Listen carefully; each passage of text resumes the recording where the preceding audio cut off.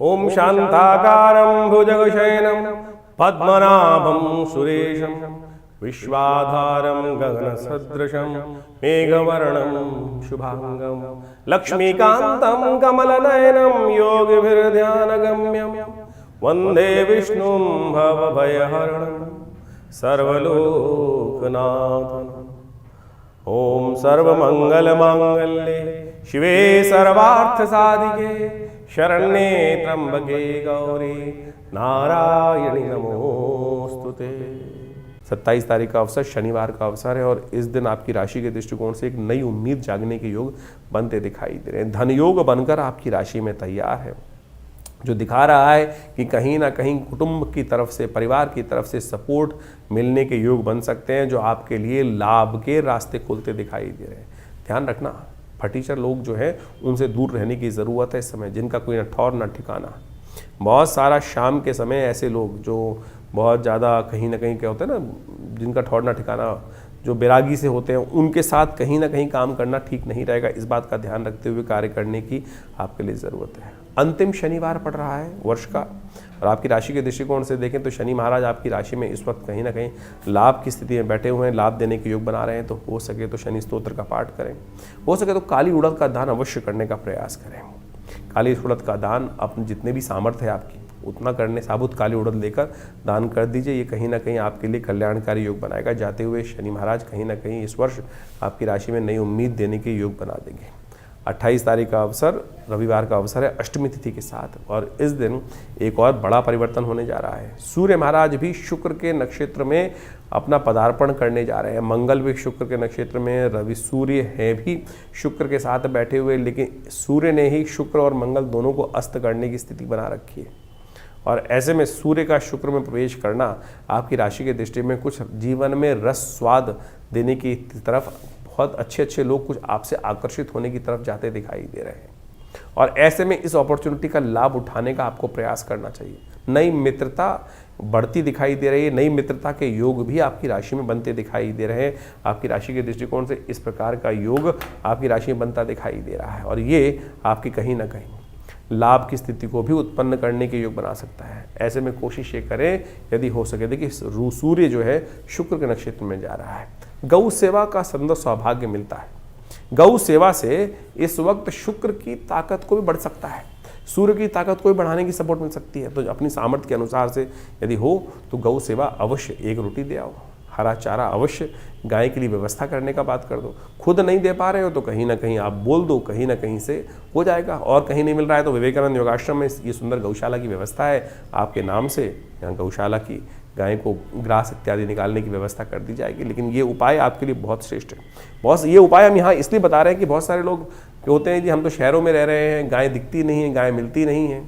तो कोई बात नहीं, जहाँ गाय की सेवा हो रही है वहाँ कुछ ना कुछ सेवा करने का प्रयास कीजिए, उसका पुण्य आपको अवश्य मिलने के योग बनते दिखाई देंगे। 29 तारीख सोमवार का अवसर, नौमी तिथि विद्यमान है, और इस दिन ग्रह नक्षत्रों के दृष्टिकोण से एक बड़ा परिवर्तन होने जा रहा है। चंद्रमा भी परिवर्तन कर आपकी राशि में जा रहे हैं, और साथ साथ इस दिन धनु भी चंद्रमा, बुध भी परिवर्तन करने जा रहे हैं। बुध महाराज भी जो हैं वो सप्तम भाव से निकलकर अष्टम भाव में चतुर्ग्रही योग बनाकर तैयार हो रहे हैं। ये बहुत समझने की ज़रूरत है। ये ग्रहों का जो प्रभाव जो है, ये बुध का परिवर्तन चतुर्ग्रही योग का निर्माण करेगा। और अष्टम भाव में बैठा हुआ ये चतुर्ग्रही का योग जो है, ये कहीं ना कहीं थोड़ा मन को जो है आनंद से हटाकर थोड़ा कहीं ना कहीं रुलाने की तरफ जाता है। ध्यान रखिएगा, जी हाँ, वीतरागिता की तरफ ले जाता है। मन को थोड़ा सा हतोत्साहित करता दिखाई दे रहा है कि मैं सबके लिए अच्छा करता हूँ, मेरे बारे में कोई नहीं सोचता। अरे इस संसार में कोई किसी के बारे में नहीं सोचता। इस फालतू बात में मत रहना कि दुनिया लोग किसी की कदर करते हैं, किसी की पूछते हैं, तो ये संसार सब स्वार्थी है। यहाँ कोई घर वालों की सेवा नहीं करके राजी, वो कहीं ना कहीं सुर मुनिजन की रीति स्वार्थ लाभ करें सब प्रीति। तो इस विचित्र विडंबना में मत फंसें कि कोई संसार में सबके साथ ही संसार ऐसा ही करता है। तो इस बात का आपको ध्यान रखते हुए कार्य कर लेना चाहिए। इस बात का ध्यान रखते हुए कार्य करोगे तो बहुत अच्छा रहेगा। इस समय ग्रहों का योग आपके लिए थोड़ा नुकसान के योग बना रहा है, अननेसेसरी खर्चे बढ़ाता दिखाई दे रहा है। और आप भी ऐसे ही हैं कि इमोशनल पॉइंट ऑफ व्यू से दिल फेंक आशिक की तरह काम करते दिखाई दे रहे हैं। जो भी आया उसके साथ में कहीं ना कहीं अपने आप को अटैच करने की तरफ जा रहे हैं। इस संसार में सारे लोग अच्छे नहीं होते हैं, इस बात का ध्यान रखते हुए कार्य करने की ज़रूरत है। शिव का सानिध्य लो। कष्टों को कौन मिट सकते हैं? भावी मेट सकें त्रिपुरारी। शिव का जप करो, सोमवार का अवसर है। भगवान जी का सुंदर स्तवन करना कल्याणकारी योग बनाएगा आपके लिए। 30 तारीख मंगलवार का अवसर, दशमी तिथि विद्यमान है और ये एकादशी का सुंदर योग लेकर दशमी और मंगलवार का योग बना है। और ऐसे में विश्वदेव का पूजन यदि किया जाए तो बहुत सुंदर होता है। आपकी राशि के दृष्टिकोण से ये दिन जो है थोड़ा सा आपके लिए ऐसा दिखाई देता है, स्वास्थ्य का ध्यान रखने की ज़रूरत है। और क्योंकि मौसम बदल रहा है, कहीं ना कहीं थोड़ा स्वास्थ्य के दृष्टिकोण से फूक फूक के कदम रखने की ज़रूरत है। और थोड़ा सा कहीं ना कहीं लाइफ स्टाइल पर कुछ ज़्यादा कुछ खर्चा होने के योग भी आपकी राशि में बनते दिखाई दे रहे हैं। तो अपनी जेब को देखकर, अपनी सामर्थ्य को देखकर टांगे पसारने का आपको प्रयास करना चाहिए। हिदायत के तौर पे काम करने का आपको प्रयास है। मंगलवार का अवसर है, मंगल चल रहे हैं अस्त, शनि से दृष्ट चल रहे हैं, अस्त चल रहे हैं, शुक्र के साथ चल रहे हैं। तो मन तो करेगा कि उड़ चलूँ, लेकिन क्या मेरी सामर्थ्य है? उस सामर्थ्य से बाहर जाकर जितने हो उससे ज़्यादा अपने आप को दिखाने का प्रयास करोगे तो कहीं ना कहीं फंस जाओगे। इस बात का ध्यान रखो। अद्भुत तिथि है, इस तिथि का महात्म शास्त्र में अद्भुत बताया गया है। ये तिथि वो है कि जो मन के संताप को हर लेती है। क्या उपाय करना चाहिए वो भी जान लो। 30 तारीख के दिन जो विशेष योग बन रहा है वो समझ लो 30 दिसंबर के दिन मंगलवार का अवसर है और इस दिन एकादशी का जो योग बन रहा है, ब्रह्म वैवर्त पुराण के अंदर एक अद्भुत योग लिखा है कि संतान एकादशी मानी जाती है इस दिन। जिनके जीवन में लोग व्यक्ति उम्मीद हार जाते हैं, उम्मीद हार जाते हैं और उसके बाद कोई रास्ता दिखता नहीं है, तो कैसे उसके जीवन में हम कष्टों को दूर करने का योग बनाए। शास्त्र में कथा आती है कि एक राजा था, उनकी कोई संतान नहीं थी। वो संतान के चाह में क्या होता है, भटकता रहता, इधर उधर भटकता रहता है व्यक्ति। तो एक राजा था, वो भी भटक रहा था जगह जगह। एक बार भटकते भटकते समय निकल रहा था, काफ़ी दिन हो गए थे, संतान को कोई संत महात्मा मिल जाए, उनका आशीर्वाद किसी संत के बारे में उनको बताया गया था। तो जंगल में जाते जाते उस दिन बाई चांस क्या हुआ कि सुबह से लेकर शाम तक भोजन मिला नहीं और भयावह स्थिति। जंगल में अनेक अनेक प्रकार के विभिन्न जानवर, उनकी आवाज़ें भी आए। तो राजा थोड़ा डरा भी हुआ था। तो जब डरता है व्यक्ति क्या करता है, हरि नाम का स्मरण करता है। ओम नमो भगवते वासुदेवाय, ओम नमो नारायणाय, भगवान बचाओ। ऐसी स्थिति कर रहा था, मिल तो रहे नहीं जिनके पास जाना है। तो ये कथा जो पुराण में आती है, इसी चिंतन में उपवास रखते हुए बिना कुछ खाए पिए, अनायासी, कुछ खाने को मिला नहीं तो ऐसे ही भटकते भटकते शाम को संत के दर्शन हुए, कहा जाता है। और उन संत ने सुंदर रूप से उस रहस्य को बताया कि भाई आज एकादशी है और एकादशी के दिन कहा जाता है जो व्रत रहता है, और इस एकादशी के दिन जो पौष मास के शुक्ल पक्ष की एकादशी होती है, तुमने अनायास ही भगवान का स्मरण, क्योंकि तुम जंगल में भटक रहे थे, भगवान का नाम का स्तवन भी चल रहा था साथ साथ, और उसके कारण से व्रत भी किया हुआ था। तो इस व्रत के प्रभाव से जो जिसकी आकांक्षा में तुम आए हो हमारे पास संतान की प्राप्ति के लिए, वो तुम्हारा व्रत अनायास ही हो गया।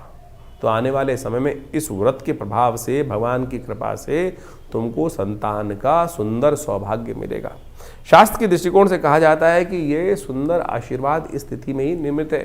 तो आपके जीवन में यदि कोई आकांक्षा है, संतान की आकांक्षा है, या जिससे आप हिम्मत हार चुके हैं, चीज़ें वो हो नहीं रही हैं, इस दिन व्रत करते हुए भगवान के नाम का स्तवन किया जाए और भगवान की कृपा से अद्भुत रूप से मनोरथ सिद्ध होने के योग बन जाते हैं। ये कथाएं शास्त्र में हैं, हम इनको टेस्टिमनीज की तौर पर देखना चाहिए और इस ग्रहों गणनाओं के अनुसार से साफ साफ दिखाई देता है। हमने विवेकानंद योगाश्रम में इस दिन सुंदर कार्य भी किया है। इस दिन विशेष तौर पे मंगलवार का अवसर पड़ रहा है, एकादशी तिथि का योग बन रहा है, तो हमने कहा क्यों ना वर्ष के अंतिम समय में सुंदर रूप से भगवान का सुंदर पाठ, सुंदरकांड का पाठ, हनुमान चालीसा का पाठ, भगवान का सुंदर यज्ञ अवश्य करने का प्रयास किया जाए। तो हमने विवेकानंद योगाश्रम में इस दिन सुंदर यज्ञ की व्यवस्था रखी है, जिसमें सुंदरकांड का पाठ भी रहेगा, भगवान का स्तवन भी रहेगा। आप सब लोग सादर आमंत्रित हैं उस समय में भाग लेकर स्वयं रूप से अपने नाम से आरक्षित करके भगवान की कृपा से सुंदर योग बना सकते हैं। तो आप सब सादर आमंत्रित हैं इस कार्यक्रम में भाग लेने के लिए। तो वृषभ राशि वालों, 31 तारीख का दिन क्या कुछ करने जा रहा है आपके लिए जान लीजिए। बुधवार का अवसर, इस दिन द्वादशी तिथि विद्यमान है और साथ साथ चंद्रमा होने जा रहे हैं उच्च के। आपकी राशि के दृष्टिकोण से देखा जाए तो ये बहुत खास है, नई उम्मीद लेकर दिन आता दिखाई दे रहा है। लेकिन बुध का अस्त होना ये और थोड़ी समस्याओं को देता दिखाई दे रहा है। बहुत सारी चीज़ें आपको विजन क्लियर होता दिखाई दे रहा है, बहुत सारी चीज़ें आपको ऐसे दिखाई देंगी कि बिल्कुल ठीक है, बहुत सारी नई उम्मीद है। देखिए अब ये वर्ष का अंतिम दिवस है और ये वर्ष का अंतिम दिवस जो है ये कुछ नई उम्मीद, चंद्रमा जो है आपकी राशि में नई उम्मीद लेकर आया है कि हम अगले साल क्या करेंगे, बनाने का दिन है, विजन तैयार करने का दिन है।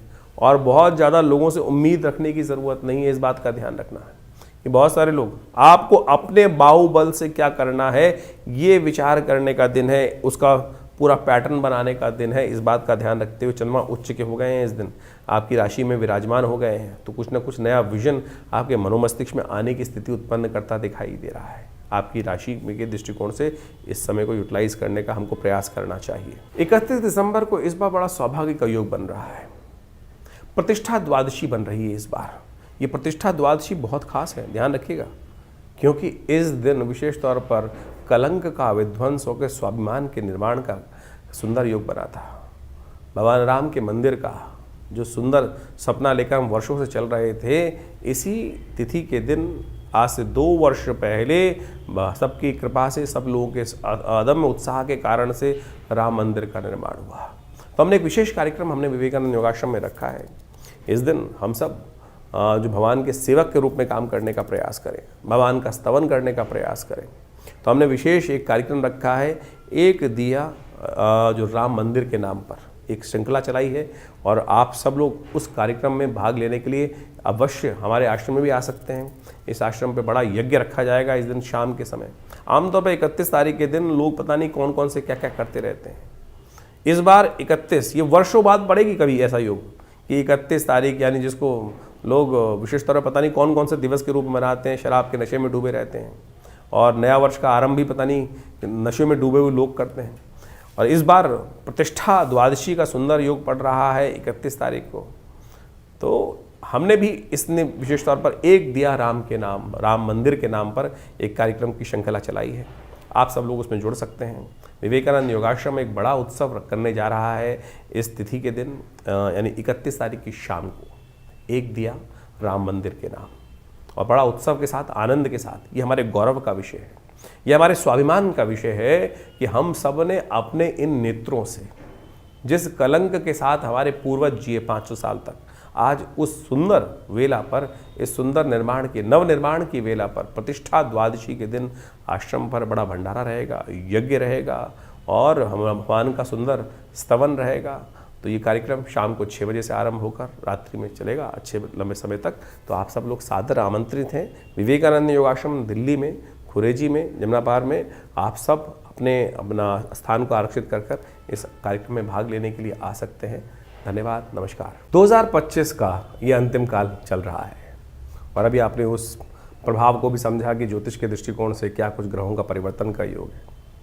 2025 समाप्त होने के बाद 2026 का पदार्पण ज्योतिष के दृष्टिकोण से, यदि कालगणना के दृष्टिकोण से देखा जाए तो जो आरंभ होगा ये बहुत महत्वपूर्ण है।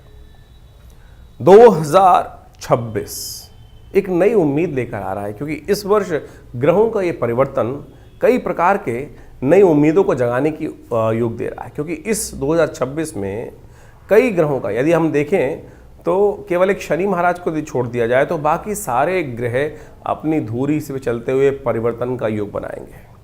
और इस वर्ष ज्योतिष के दृष्टिकोण से ये समस्त जो परिवर्तन है भी बड़ी उठापटक करने का योग भी बना सकते हैं। जिस काल का आपको वर्षों से इंतजार था, जी हाँ, वर्षों से इंतजार था, वो परिवर्तन का समय अब 2026 है वो लेकर आता दिखाई दे रहा है।